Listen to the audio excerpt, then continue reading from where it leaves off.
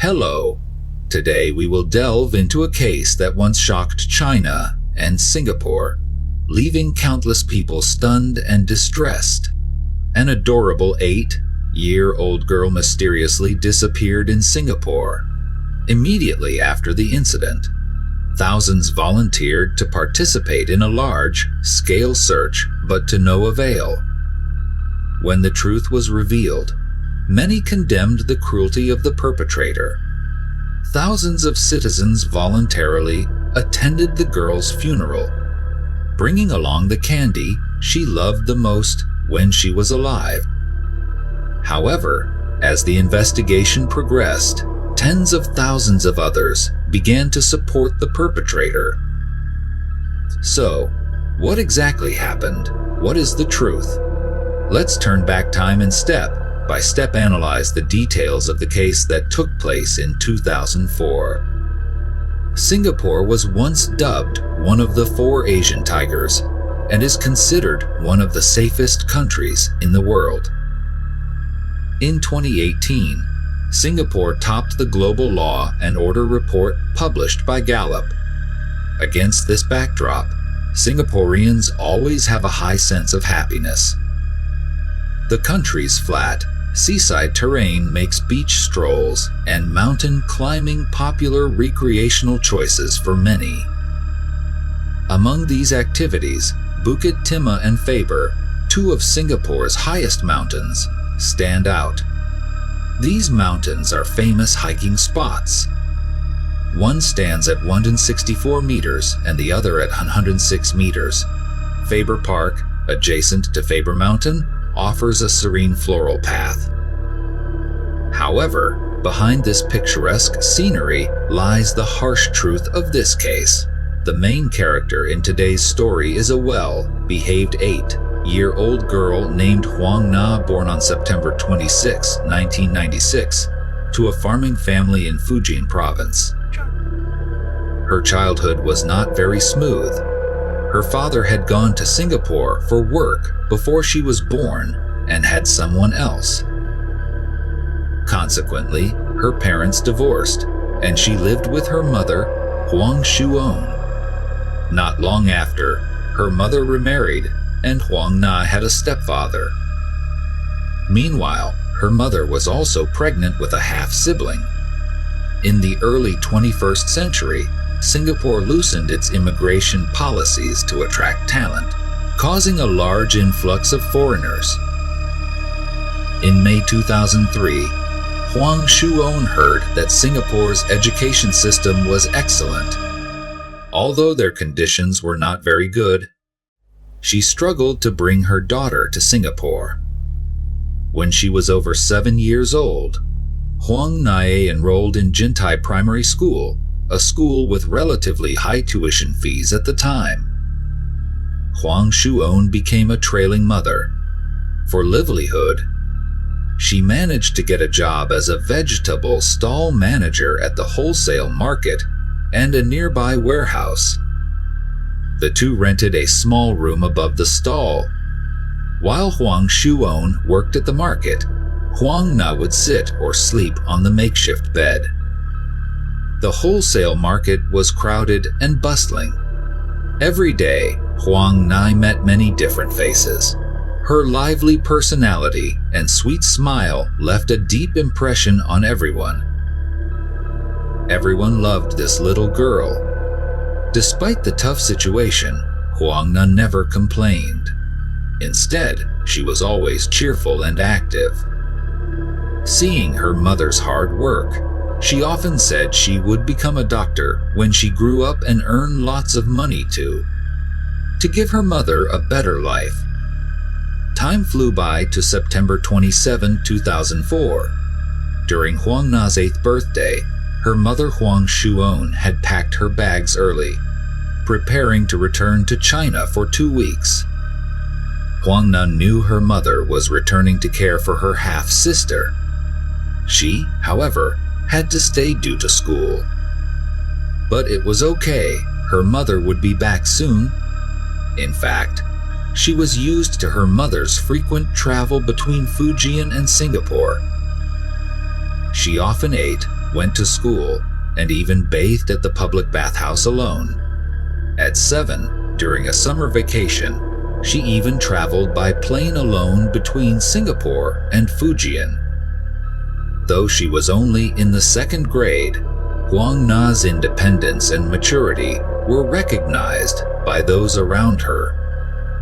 Thus, her mother's return to China was not a big deal. This time, Huang Shuon left 100 Singapore dollars and asked her roommate, Le Shu Jin, to look after Huang Na. The 2 weeks passed quickly, and time moved to October 10, a Sunday at 1:30 p.m. Huang Na was with Lai Shujin, telling her that she wanted to call her mother. As Huang Na had always been independent, Lai Shujin felt assured letting her go alone. The phone booth was not far away, and Huang Na skillfully dialed the number to her mother. Mom, when will you be back? I need an English electronic dictionary and a new pair of shoes. On the other end of the line, Hong Tuan said that she still had some work at home and reminded Hong Na to take good care of herself. She promised to buy a gift for her daughter when she returns. The phone call lasted for 6 minutes. Hong Na cherished that conversation. Hong Tuan, on the other end, could not have imagined that this was the last time she would hear her daughter's voice. At 2:30 p.m., Hong Na had not yet returned home. Lai Tu Cam, who was taking care of Hong Na, wondered why making a call was taking so long. She began to worry and hurried to the phone booth to check, but no one was there. She then went to the wholesale market and the school to look for her, but still could not find her. A sense of unease surged within her.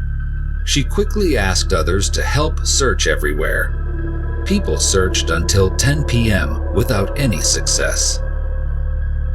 Finally, at 10:20 p.m., they reported the disappearance to the police.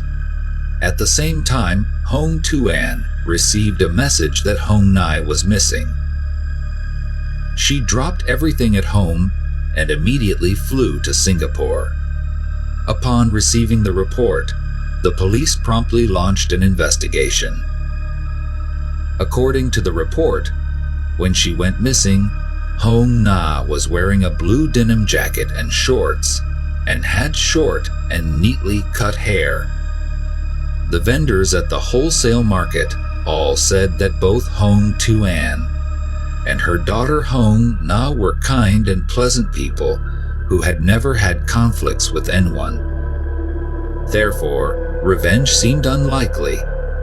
Moreover, Hong Na was very independent and familiar with the market area, reducing the likelihood that she got lost. Consequently, there was a high chance that she had encountered a bad person. The police decided to focus their investigation around the wholesale market area and conducted thorough sweeps. Soon after, a clue emerged.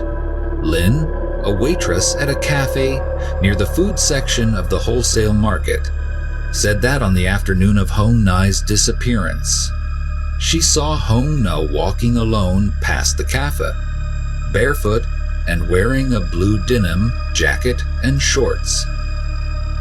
When asked why she wasn't wearing shoes, Hong Na had just smiled politely and then ran off.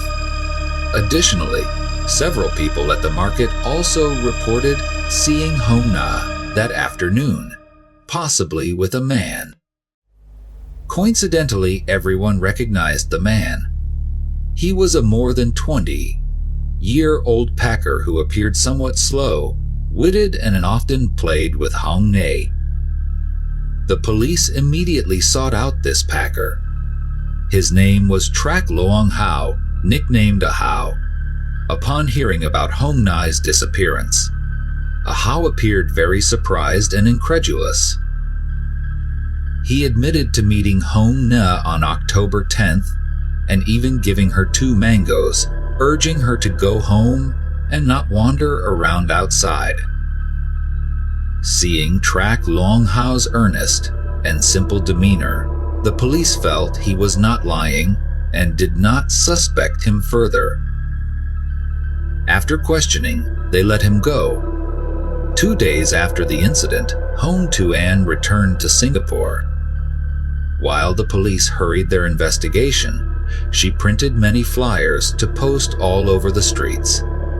Regardless of whom she met, she asked if they had seen her daughter. Believing that her daughter could have encountered a bad person or was being held somewhere, she did not rest day and night. From early morning to late at night, she searched everywhere, from construction sites to sewers. During this time, Huang Na's niece had a dream. She dreamt that Huang Na was imprisoned on a mountain. Huang Na immediately scoured Bukit Timah and Mount Faber in search of her. Media outlets quickly approached Huang Na for interviews. She held her daughter's favorite toy and a photograph in hand, her face showing clear signs of helplessness and exhaustion. After the news report aired, many expressed their sympathy for the lovable Huang Na and were moved by the sacred bond between the young mother and daughter. They joined the search for Huang Na. All of Singapore seemed united in the search. From business owners, retired merchants, taxi drivers, and numerous kind-hearted citizens, everyone wanted to contribute their efforts. A 60-year-old retired businessman offered a reward of 10,000 Singapore dollars for any useful information. Following this, Mr. Liu Thien Thuan, 48, added another 5,000 Singapore dollars. Numerous volunteers arrived at the incident site to form a search team. Some business owners mobilized their employees to distribute flyers to the public. The manager of a design company created a website dedicated to compiling information about the case. Comfortoro, Singapore's largest taxi company, mobilized all its drivers to join the search. The news even spread to neighboring Malaysia, where taxi drivers also joined the search effort. Some shops in Johor posted flyers seeking information about Huang Na. However, despite the extensive news coverage and the unprecedented scale of the search, within a few days, over 70,000 flyers had been distributed. However, Huang Na seemed to have evaporated from this world, leaving no clues behind. As the search was intensifying, a strange event occurred. Chuck Luang Hao, the friend who often played with Huang Na, suddenly disappeared as well. When the police reviewed relationships, they summoned Chuck Luang Hao to the police station for questioning again. This time, he unexpectedly changed his statement, claiming that he knew where Huang Na was. He stated that Huang Na had been kidnapped by 3 or 4 men due to a conflict between Huang Na and some small traders at the market, and the kidnapping was an act of revenge. He mentioned that he could contact those people to release Huang Na, but he needed to go home to retrieve the 2 phones he used for communication with them. Under the supervision of 2 police officers, Chuck Luang Hao successfully retrieved the phones from his home and workplace. He was then taken back to the police station for a lie detector test. However, on the way, Chuck Luang Hao suddenly said he was hungry. Since he was still cooperating with the investigation, the officers, without any suspicion, agreed to let him stop at a roadside restaurant for a quick meal. While eating, Chuck Luang Hao said he needed to use the restroom. trusting this seemingly honest man, one of the officers let him go alone. Unexpectedly, in just a fleeting moment, Chuck Luong Hao vanished. This action, resembling someone trying to cover up one's tracks but getting exposed, incriminated him further. The police quickly pursued, but he managed to escape. Left with no other options, the police issued a warrant for Chuck Luong Hao. Chuck Luong Hao seemed to have disappeared from the world, and no one could find his whereabouts. It seemed that the only option now was to thoroughly investigate his background.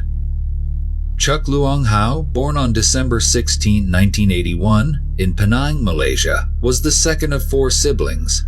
At the age of 18, he moved to Singapore alone with aspirations of building a career. However, though full of ideals, reality was harsh. He ended up working a contract job at a distribution center. He later married an Indonesian Chinese woman and had a son. When Hong Tuan first arrived in Singapore, being colleagues, Chuck Luong Hao lived with her and her daughter for a while. During that time, he and Huang Na became quite close friends. Huang Na often called him uncle, and occasionally, Chuck Luong Hao would take her on motorcycle rides and buy her delicious food. Hong Tuan trusted Chuck Luong Hao greatly. Thus, when the police listed him as a suspect, Hong Tuan was extremely surprised and couldn't believe it. So, did Chuck Luong Hao really commit the crime?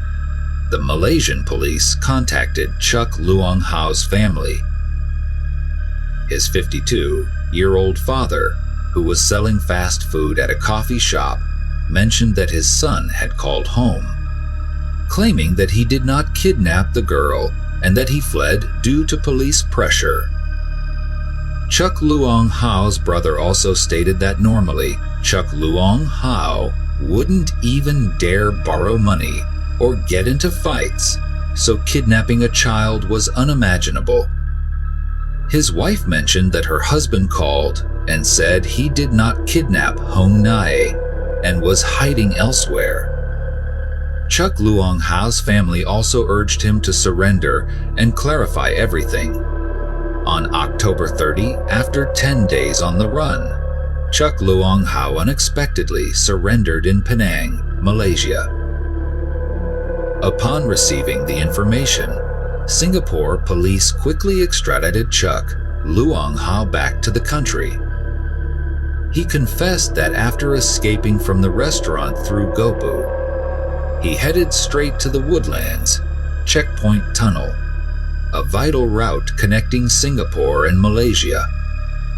Although he didn't have his passport, he had a police pass on him, which allowed him to slip back into Malaysia undetected. Due to fear, he didn't dare return home and instead hid elsewhere. With the help of friends, he contacted the Malaysian media. In an interview, he expressed empathy for Hong Tuan and stated, "I want to tell her that I also love little Huang Na, because I have a child too. I hope people will stop spreading rumors as the truth will eventually come out." After being advised by his father, Chuck Luong Hao decided to surrender. He claimed, "I am the perpetrator." At 10 a.m. on October 31, Chuck Luong Hao led an investigation team of 20 to Mount Faber Park, approximately 10 minutes drive from the Central Market. Pointing to a slope, he said, "The girl is right here." After 30 minutes of searching, the officers detected a foul odor emanating from a withered bush. At the same time, a sealed cardboard box with tape was also found. The box was not large, typically used for transporting goods at wholesale markets. Dimensions: 50 cm long, 40 cm wide, 30 cm high. The exterior of the box showed signs of tampering. Peering through a gap, one could see plastic bags inside. The box was brought to the forensic center. The body inside was tightly wrapped in plastic bags. When unwrapped, the severely decomposed body of a little girl appeared before everyone. Although her face was unrecognizable due to the black hair and slightly protruding teeth, Ho Ingi Ta and recognized her as his daughter. Subsequent DNA testing confirmed the body was that of Ho Ingi Na, who had been missing for 3 weeks. The autopsy report indicated the cause of death was acute asphyxiation, likely due to the mouth and nose being covered with a foreign object. On her face, near the mouth area, there were 5 injuries, potentially inflicted by another person. Additionally, there were several bruises on the right temple, scalp, chin, and lips. Mango residue was found in her shoes. Why did the perpetrator, act so cruelly towards an innocent 8-year-old girl? The prosecution charged Hio with murder. First, let's listen to the defendant's testimony. Clj claimed it was an accident. That day, after Ho Ng Na finished a phone call, I brought some mangoes and led her to the storage room at the distribution center to play a game of tying hands and feet. To make the game more challenging, I tied her hands and feet and turned off the lights, leaving her alone in the dark to untie herself. Suddenly, I heard a loud noise coming from the room. In a panic, I turned the lights back on and saw Ho Inge lying unconscious on the floor, bleeding, possibly having hit her head on a nearby box. Remembering a scene from a movie, I thought hitting the nape of the neck would knock someone out instantly. So, using the back of my hand, I struck her neck 3 times, and when she didn't wake up, I kicked her a few more times. Seeing that Ho Na might not survive, I tore her clothes and used my hand to touch her private area to fake a sexual assault scene. By doing so, no one would suspect me because I've always been a gentle person without a criminal record. The police found the storage room mentioned by Shiver Seyeljai Onyi Hiro. The room was on the 15th floor of the wholesale market, the size of 3 apartments, usually used to store vegetables and dried goods, with curtains always drawn. Few people paid attention to this room. During the search, investigators found strands of Ho Na's hair and blood stains, a cigarette butt with Chitha Se Eljod Hio saliva, a piece of tape with his fingerprints, and numerous fabric fragments from the clothing of both individuals. This seemed to be the initial crime scene. Next came the trial on July 11, 2005. The case of Ho Ng Nai's murder was brought to the Singapore Supreme Court. The prosecution was well prepared, having found 76 witnesses and numerous pieces of evidence. They also publicly showed a 5-minute video of Shir Serse Elja reenacting the crime using a dummy. Based on this evidence, the prosecution refuted Chi Si Eloja Nung Hio's testimony and presented their argument as follows. On the afternoon of the incident at 1:40 p.m., Shia Si Eljod Hio lured Ho Ng Nai to the storage room and tied her hands and feet. He then assaulted her. Next, he used his hands to cover her mouth and nose until she suffocated and lost consciousness. To ensure she never woke up, he kicked her multiple times. Then he placed her in a plastic bag wrapped in 9 layers, put her in a cardboard box half her size, and sealed it with tape. At At that time, it was still daylight. He waited until 5:30 p.m., borrowed a motorcycle from a colleague, and went home to watch TV for a few hours. At 8 p.m., he returned to the storage room, took the cardboard box, tied it to the back of the motorcycle, drove to Mount Faber Park, and dumped the box down a slope. At 9 p.m., he returned the motorcycle. Typically, the case would be clear-cut, the perpetrator having confessed, making the trial quick and straightforward. However, the proceedings were complex and challenging because Shide C. Hio's defense team consisted of extremely competent lawyers. Renowned Singapore lawyer Sathat Anandan took on his defense. Anandan, originally from India, had witnessed many real-life cases. He later moved to Singapore for his studies, obtained citizenship, and became a lawyer. After overcoming many hardships in life, he was determined to drive change in Singapore's legal system. He was particularly passionate about seemingly hopeless cases, including the case of Ho Enginaye. He directly pointed out the issue. Although Truong Trak Luong Hao was related to the death of Huang Na, the autopsy report could not definitively confirm that Truong Trak Luong Hao was the direct cause of Huang Na's death.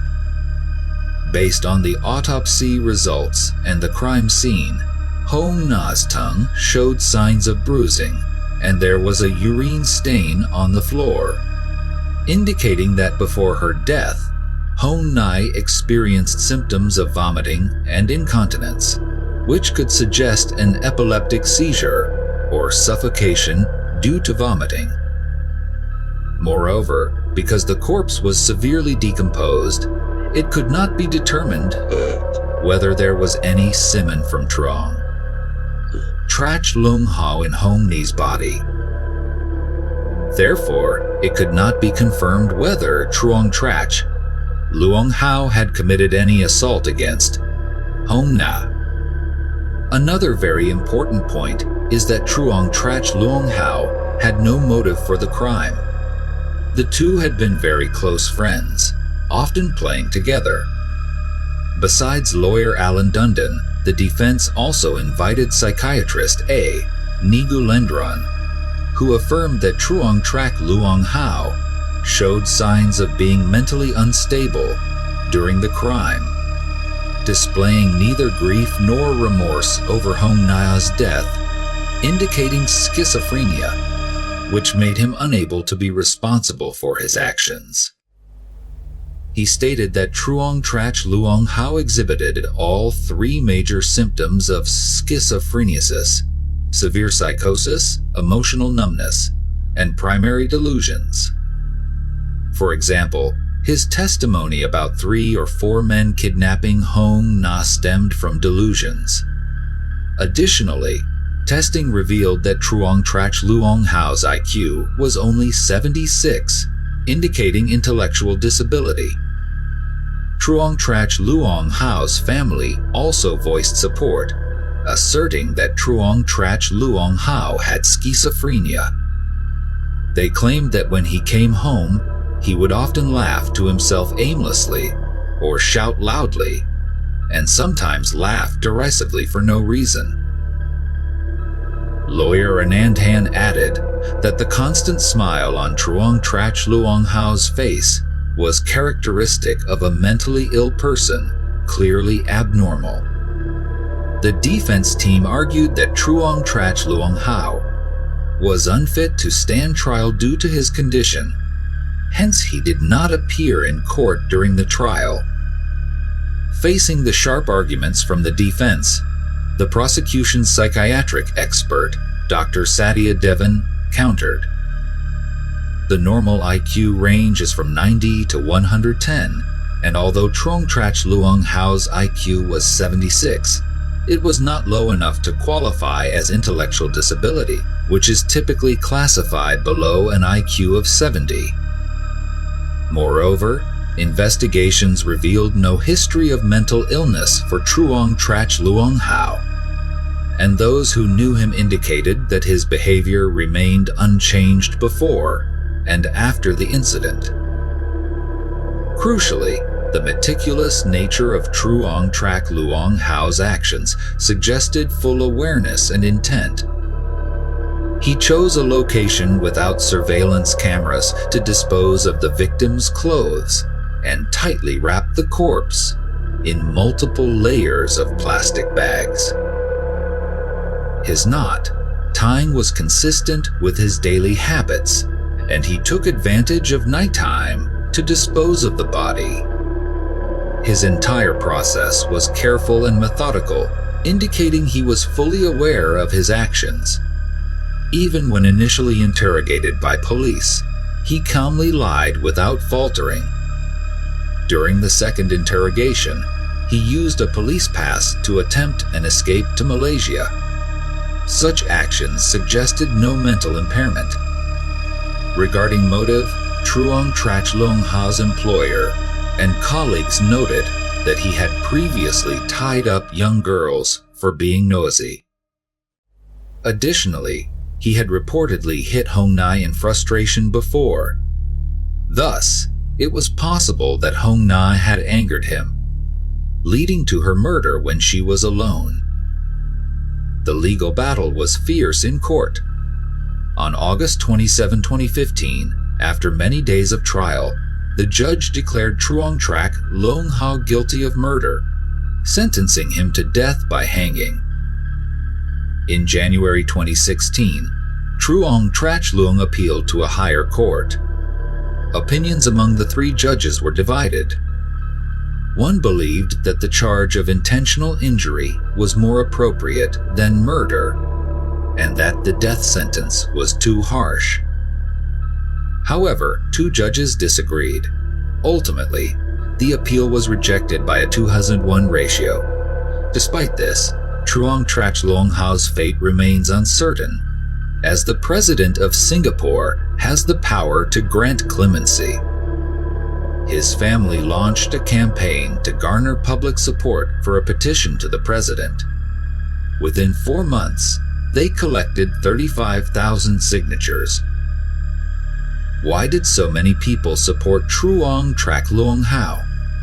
This will be discussed further. The family of Trach Luong Hao submitted a clemency petition to President Selapan Ramamanathan.